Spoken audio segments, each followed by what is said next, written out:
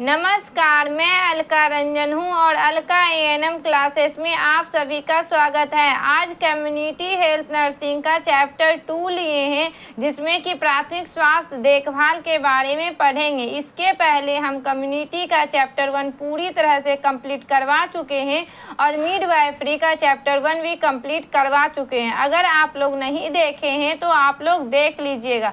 तो चलिए आज के सेशन को स्टार्ट करते हैं। देखिए, ये कम्युनिटी हेल्थ नर्सिंग का चैप्टर 2 है।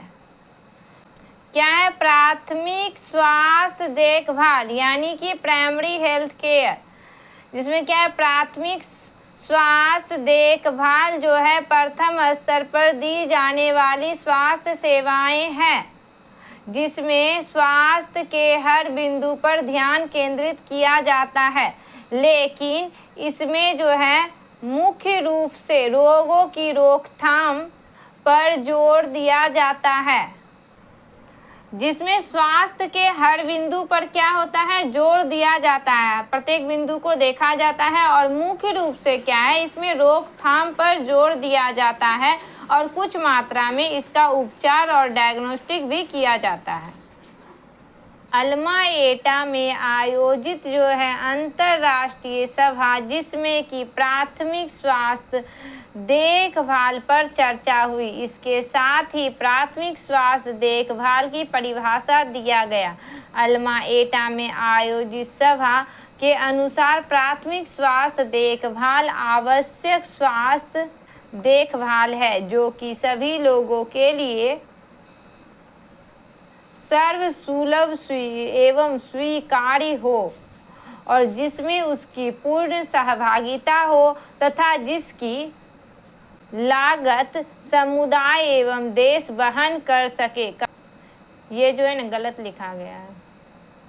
देखिए, अल्मा एटा के अनुसार से क्या है कि प्राथमिक स्वास्थ्य देख रेख जो है वो क्या है, अंतर्राष्ट्रीय स्तर पर है और उनका कहना क्या है कि ये जो है ऐसा सुविधा उपलब्ध करवाया जाए जो कि आसानी से सुलभ हो, लोग वहन कर सके और लोगों की सहभागिता हो। सुलभ मतलब क्या होता है? आसानी से किसी को भी कोई चीज़ मिल जाना, जैसे कि वो और आसानी से वहन कर सकना, जैसे कि ऐसा नहीं कि बहुत ज़्यादा खर्चा बता दे तो वो इंसान ले ही नहीं पाएगा।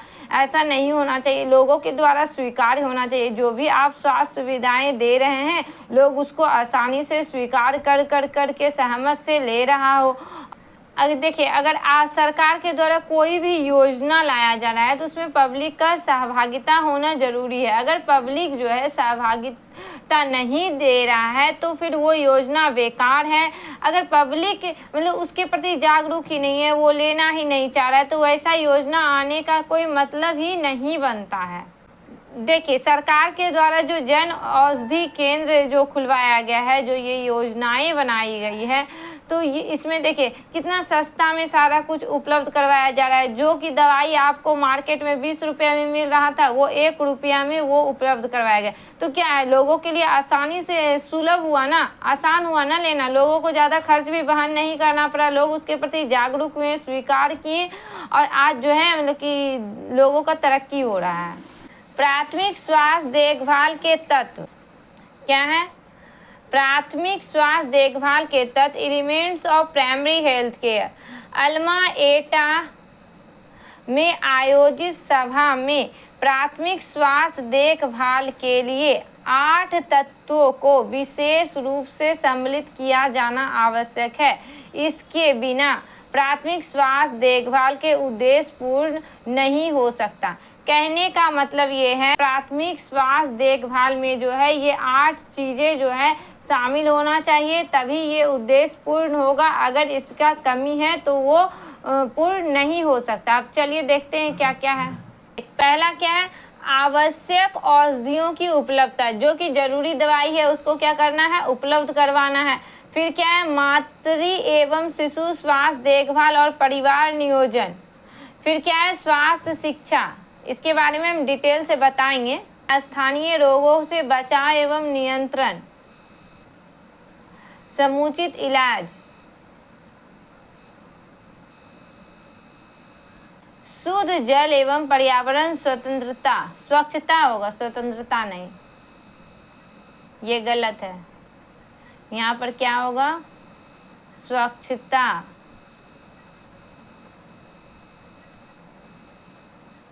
स्वच्छता होगा। खाद्य आपूर्ति एवं पोषण, देखिए तो एक एक कर करके देखते हैं। पहला क्या है, आवश्यक जो है औषधियों की उपलब्धता, ठीक है। तो इसमें क्या है, स्वास्थ्य देखभाल को प्रभावी बनाने के लिए आयोजित सभा में निष्कर्ष निकाला गया कि रोगों के उपचार में उपयोग में आने वाली सभी औषधियाँ जो है हर स्तर पर उपलब्ध हो, इसके अभाव में रोग का उपचार जो है संभव नहीं है।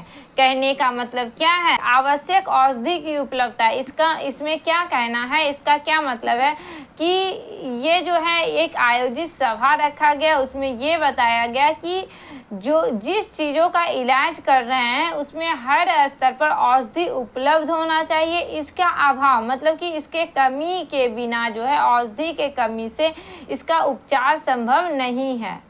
देखिए इसमें क्या कहना है कि जिस चीज़ों का आप उपचार कर रहे हैं उसके लिए हर स्तर पर जो है औषधि उपलब्ध होनी चाहिए, इसके अभाव में जो है उपचार क्या होगा, संभव नहीं हो पाएगा। स्वाभाविक सी बात है कि आप हॉस्पिटल खोल लिए कि आपके पास मरीज आ गया और आपका जो मरीज आया है उसके लिए आपके पास दवाई ही उपलब्ध है, तो आप उसका इलाज क्या कीजिएगा, क्या बचाइएगा। तो इसके लिए ज़रूरी है ना औषधि हर स्तर पर होना चाहिए ना, आवश्यक दवाई उपलब्ध। मातृ एवं शिशु स्वास्थ्य और परिवार नियोजन, ठीक है। मातृ एवं शिशु स्वास्थ्य और परिवार नियोजन, देखिए समुदाय में सुदृढ़ीकरण के लिए आवश्यक है कि मातृ एवं शिशु स्वास्थ्य देखभाल को प्राथमिक स्वास्थ्य देखभाल में शामिल किया जाना चाहिए, क्योंकि गर्भावस्था, प्रसव, सूतिका अवस्था, प्रसव के बाद का समय के दौरान माता के शरीर को अतिरिक्त पोषण, ऊर्जा एवं देखभाल की आवश्यकता होती है और इसकी कमी के कारण से कई प्रकार के रोग माता एवं शिशु के स्वास्थ्य को प्रभावित करते हैं और प्रसव के समय जो है एवं बाद में जो है माता को कई प्रकार का संक्रमण का खतरा हो जाता है। शिशु के रोग प्रतिरोधक क्षमता कम होने के कारण जो है उस पर ध्यान दिया जाना आवश्यक है, उससे कि जो है संक्रमण के बचाया जा सके। और प्रसव के बाद जो है माता को परिवार नियोजन एवं बच्चों के 3 साल का अंतर, गर्भ निरोधक साधन, छोटा परिवार, सुखी परिवार के बारे में बताया जाना चाहिए, जिससे कि दंपति आवश्यकता अनुसार इसका उपयोग कर सके। देखिए इसमें क्या बोला गया, मातृ एवं शिशु स्वास्थ्य और परिवार नियोजन के बारे में। मातृ यानी माँ का स्वास्थ्य और बच्चे का स्वास्थ्य, ये देखिए बहुत आवश्यक है, इसको प्राथमिक स्वास्थ्य देखरेख में रखा जाना चाहिए। क्योंकि देखिए प्राथमिक स्वास्थ्य में क्या है, मतलब इसमें क्या होता है ना कि गर्भावस्था के दौरान माँ को जो है, मतलब कि गर्भावस्था के दौरान या सूतिका अवस्था के दौरान माँ को जो है पोषण का बहुत ज़्यादा आवश्यकता होता है। इसकी कमी के कारण यानी कि माँ अगर पोषण नहीं ले पाती है तो कई सारी बीमारियां हो जाती है, जिसके कारण से माँ भी बीमार पड़ जाती है और बच्चा भी बीमार पड़ जाता है। इसीलिए दोनों को स्वस्थ रखने के लिए जो है इसको प्रथम स्तर पर देख रेख करना चाहिए। और जब बच्चा जन्म ले लेता है तो माँ को ये बताना चाहिए कि पहले और दूसरे बच्चे के बीच 3 साल का अंतर रखना चाहिए।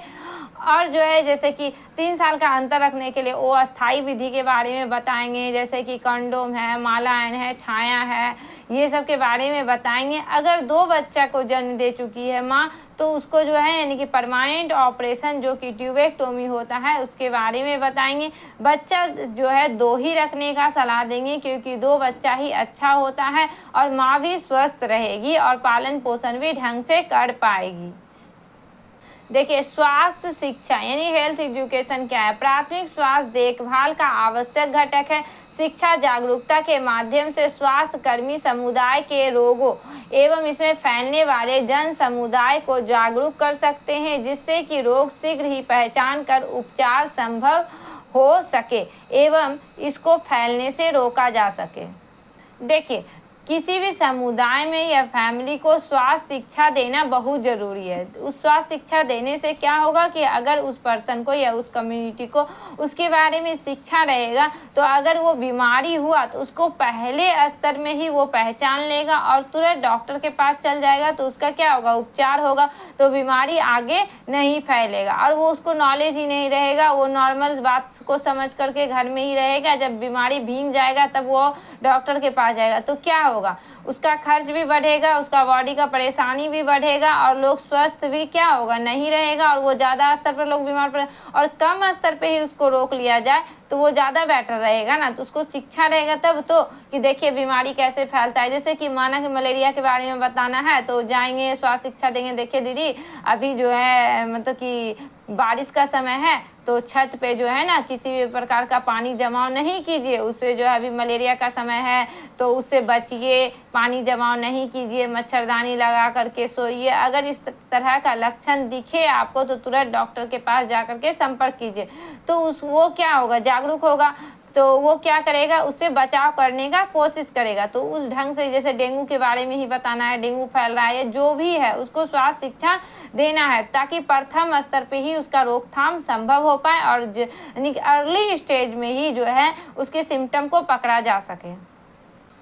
टीकाकरण, ठीक है, रोगों की रोकथाम के लिए आवश्यक सभी टीकों को जो है प्राथमिक स्वास्थ्य देखभाल में शामिल किया जाना चाहिए, जिससे कि जो है रोगों के प्रति प्रतिरोधक क्षमता जो है शरीर में विकसित हो। उदाहरण के लिए जैसे क्षय रोग, डिप्थीरिया, काली खांसी आदि।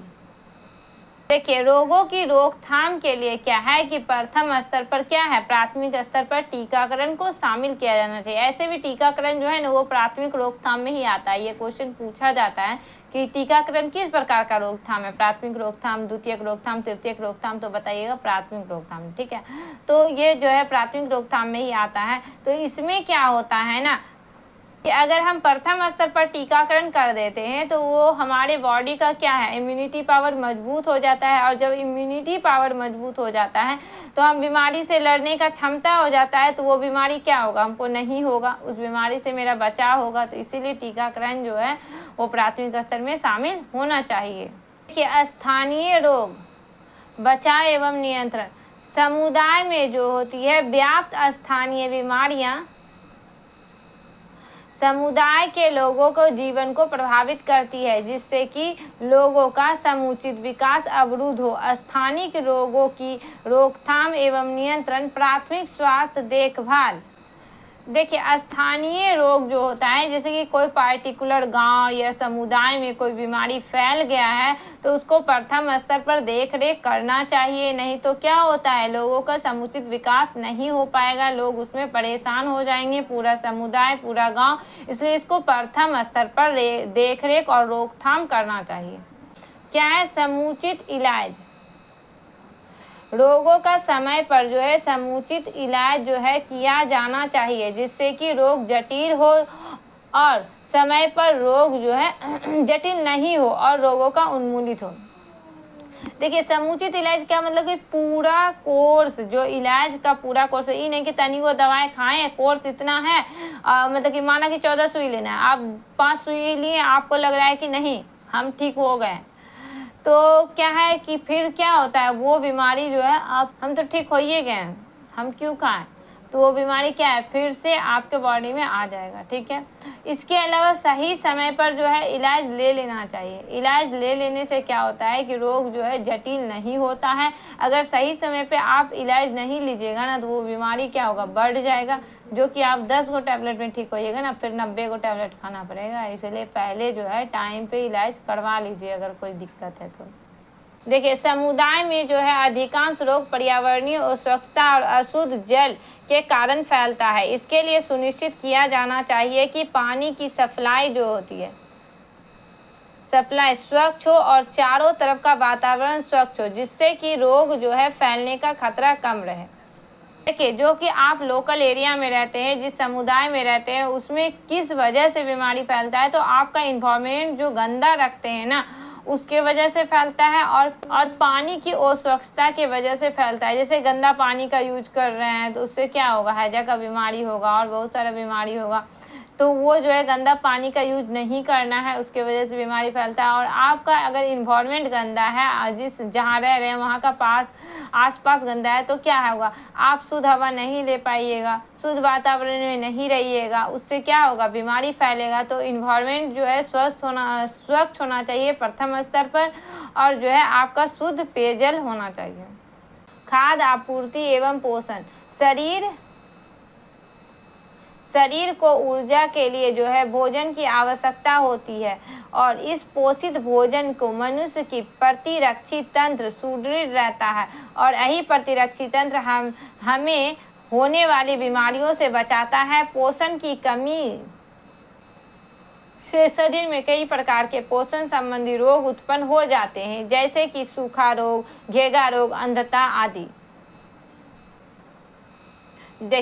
देखिए अब क्या है कि खाद्य आपूर्ति और पोषण, यानी कि देखिए भोजन को, मतलब कि बॉडी को क्या होता है, भोजन का जरूरत पड़ता है। क्यों? क्योंकि उससे एनर्जी मिलेगा। बॉडी को क्या है कि ऊर्जा के लिए जो है भोजन का जरूरत पड़ता है, ठीक है। और भोजन जो है, मतलब भोजन में हमको सारा पोषक तत्व लेना पड़ता है, ताकि हमारा इम्यून सिस्टम जो है वो मजबूत हो, और हमको क्या होगा, बीमारी से बचाया जा सकेगा। नहीं तो पोषण की कमी से बहुत सारा बीमारी होता है, जैसे कि रतौंधी, घेघा रोग। क्या होता है घेघा रोग? क्या आयोडीन की कमी से होता है। रतौंधी विटामिन ए की कमी से होता है। स्कर्वी रोग विटामिन सी की कमी से होता है। अगर हम पोषण नहीं लेंगे तो हमको वो बीमारी क्या करेगा, प्रभावित करेगा, इसलिए पोषण लेना चाहिए।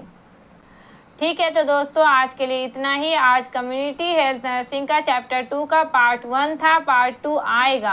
और अगर आप लोग हमारे टेलीग्राम चैनल से नहीं जुड़े हैं तो इस वीडियो के डिस्क्रिप्शन में टेलीग्राम चैनल का लिंक दे दिया गया है, आप लोग जुड़ जाइए। वहाँ पर आप लोग को फ्री में PDF उपलब्ध करवाया जाएगा। और देखिए हमारे चैनल को सब्सक्राइब जरूर कीजिए, सपोर्ट जरूर कीजिए दोस्तों, तभी इस प्रकार का वीडियो ला पाएंगे। और डिटेल क्लास पूरे फ्री में YouTube पर उपलब्ध करवाया जा रहा है।